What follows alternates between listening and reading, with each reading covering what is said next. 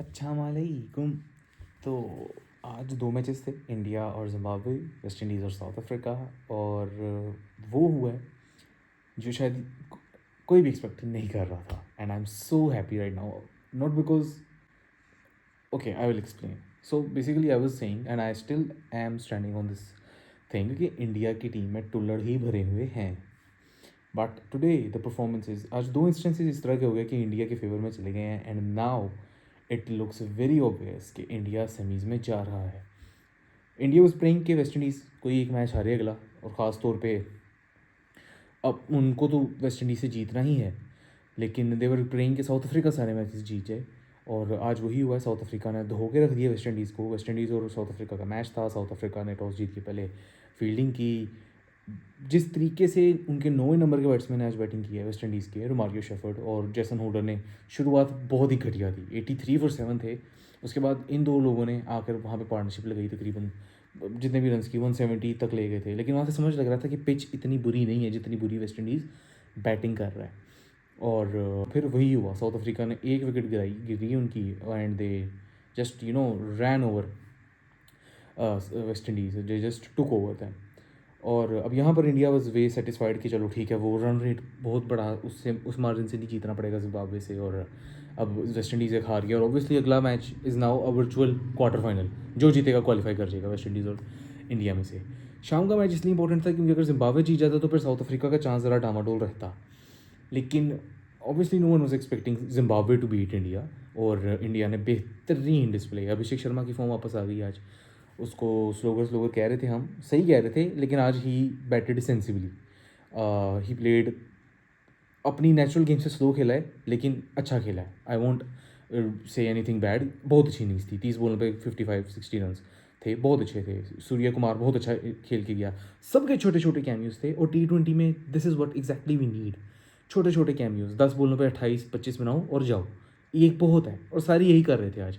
उसने एंड पे आके 50 मारी थी किसी ने, मैं बोल रहा हूँ, आई विल पुट समवेयर पिक्चर उसकी, लेकिन पांड्या ही था आई थिंक, हाँ। और साथ तिलक वर्मा, वो आज वो वाला तिलक वर्मा नहीं था जिसने हमारे मैच में 24 बॉलों पे 25 बनाया था।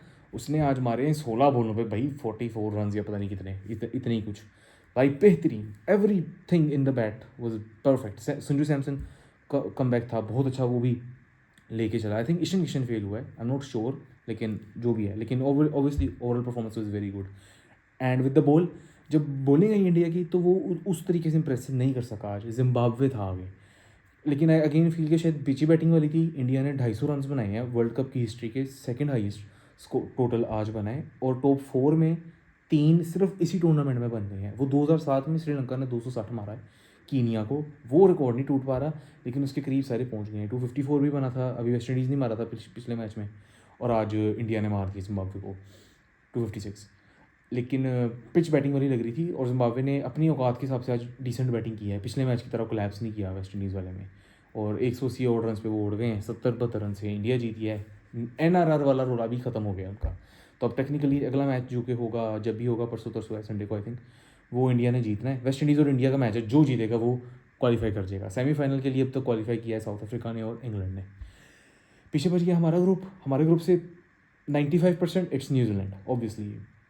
अब वो क्वालिफिकेशन सिनेरियो का कल, चूँकि I was a bit confused, मैंने अपना होमवर्क नहीं पूरा किया हुआ था, लेकिन उसका सीन ये है कि अब 80 रन का मार्जिन है, जो कि बीच में है 70 से 80 रन।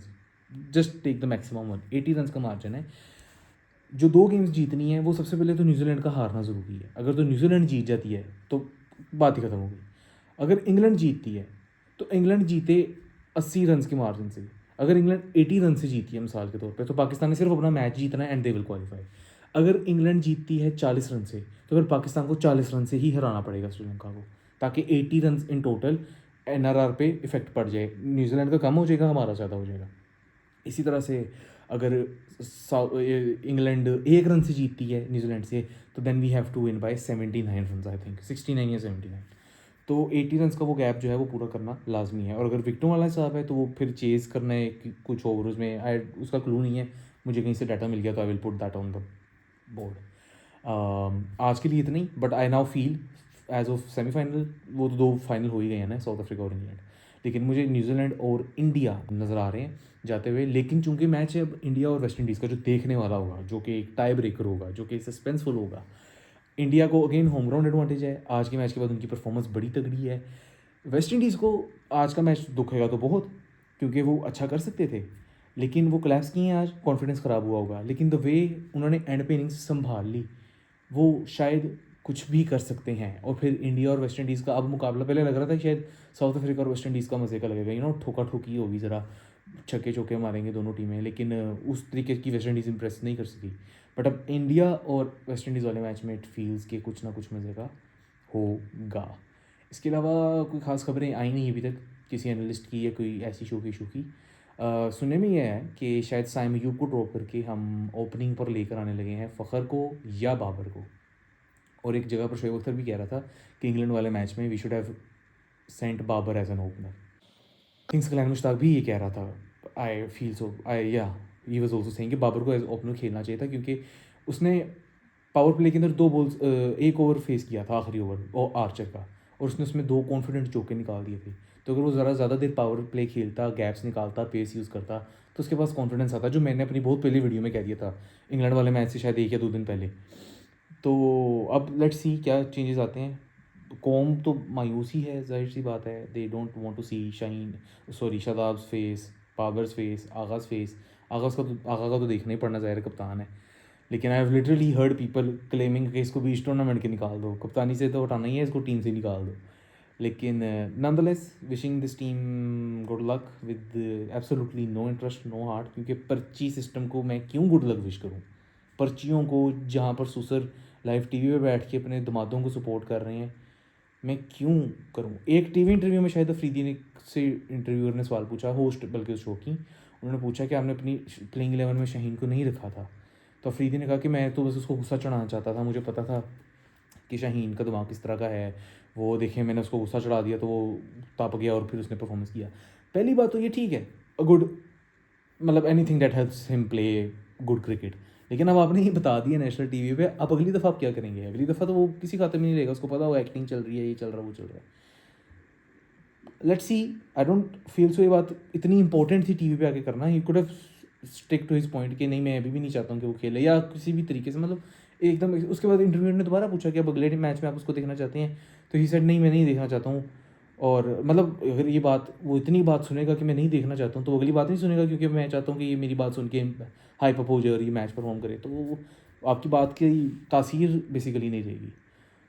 लेकिन पता नहीं है अब मुझे इस हरकत की सेंस नहीं बन रही, जिस चीज़ की सेंस बन रही थी कल मुझे, वो मैंने पिछाड़ कर दी थी। अब इस हरकत पे चूँकि I don't have any, I am not sure about it, तो I won't talk much about it. I just feel कि ये बात करके अपनी ही बात का काम ख़राब कर दिया। अगर ये बात थी भी थी, अगर आपको पता भी है शाहीन अफरीदी इतना, ज़ाहिर आपके घर का बंदा है, तो आपको लग रहा है कि वो इस तरह से हाइप अप होके, वो पंप होके तो वो दे देता है परफॉर्मेंस, तो फिर आप, और उसने परफॉर्मेंस दे भी दी है आपके सामने, तो फिर ये बात इस तरह से करना ज़रूरी नहीं था। और मीडिया में जहाँ पर आपको पता है कि वो, और ज़ाहिर है शाहिद अफरीदी सुसर है उसका, तो उसकी बात तो ज़रूर सुनता होगा। तो आई थिंक वो थोड़ी सी मिस्टेक यहाँ पर हो गई है, लेकिन ठीक है, एक टैक्टिक था, एक मैच में काम कर गया, लेट्स सी। अल्लाह करे। बाबर ने शादी भी तो नहीं है ना, कि मसला ये है, वरना बाबर के ससुर को कहते हैं या बीवी को कहते हैं कि हानिया में कह सकती है, आई थिंक हानिया में से कहते हैं कि बाबर को कुछ कह दो प्लीज़, हमें मैच चाहिए। आगा जी के तो खैर वो, हाँ वैसे एक हरकत ख़राब हुई है आगा जी की, वाइफ को वो कोई मैसेजेस और वगैरह आए हैं कि, मतलब ठीक है, ये हरकतें घटिया फैंस करते हैं, गालों गलौज और पर्सनल हो जाना, और मतलब फैमिली लाइफ तक पहुंचना is very very shitty thing to do. एक सबसे घटिया जो एक चीज़ कर सकता है एक फ़ैन, या एक वोचर भी, एक व्यूअर भी। तो आगा जी, हमारी भाभी जी जो हैं, आगी जी, तो आगे जी से रिक्वेस्ट कर सकते हैं कि उनसे कहें कि वो शायद आपको ज़रा बाहर बिठाएं और बाबर को ओपनिंग शॉपिंग कराएं ज़रा। हानिया मेरे से भी कहते हैं कि बात शत कराते हैं, कोई ऐड करा दे। बाबर को लालच ही दे दिया, हानिया मेरे और बाबर आजम ना यूफोन को ऐड करेंगे इकट्ठा, और उसमें गाना आजम नजर गाएगा। नेवर माइंड, आज की वीडियो के लिए बस इतना ही, ज़्यादा कंटेंट नहीं है आज बोलने के लिए क्रिकेट पे। बाकी आपसे कल मिलते हैं। कल न्यूजीलैंड और इंग्लैंड का मैच है, तो वो लोग जो चाहते हैं कि हमारी टीम आगे जाए, वो दुआ करें कि न्यूजीलैंड कल का मैच हार जाए। 80 रन से हार जाएगी तो ऑब्वियसली हमारी टीम को सिर्फ श्रीलंका को हराना ही है। बट टू मी अल्लाह करे न्यूजीलैंड जीते, क्योंकि हम डिज़र्व नहीं करते आगे जाना। और अगर न्यूजीलैंड हार भी जाती है तो हम इतने जोगे हैं ही नहीं कि हम श्रीलंका को हरा दें। और अगर हम श्रीलंका को हरा भी देते हैं, मोइन अख्तर आ गया थोड़ी देर के लिए, सॉरी, तो हम वो मार्जिन जो हमें पता होगा ना कि यार 20 रन से हराना है, हम मर के भी नहीं हरा सकेंगे, हम उनको 17 रन से हरा देंगे, 20 रन से नहीं हराने लगे। तो आज के लिए बस इतना ही है, मैं जा रहा हूँ, बाय बाय, टेक केयर।